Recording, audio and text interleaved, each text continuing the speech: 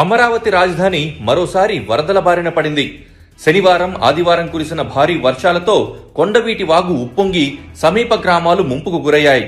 ముఖ్యంగా మంగళగిరి మండలంలోని నీరుకొండ పరిసర ప్రాంతాలు, కాజా, చిన్న కాకాని, పెద్ద కాకాని, నంబూరు గ్రామాలు నీట మునిగిపోయాయి. సుమారు 70,000 ఎకరాల పంటలు నీట మునిగినట్లు అంచనా.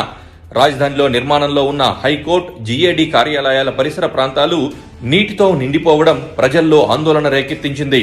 గత ఏడాది వరదల మాదిరిగానే ఈసారి కూడా నీరుకొండ, తాడికొండ పరిసర ప్రాంతాలు తీవ్రంగా ముంపుకు గురయ్యాయి.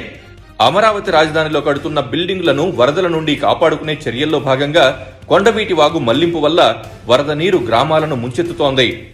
మనం ఉన్నది నీరుకొండ గ్రామ సరిహద్దులో ఉన్నాం. మనం ఇక్కడి నుంచి కొండవీటి వాగు ఇంకా పైనుంచి వస్తుంది.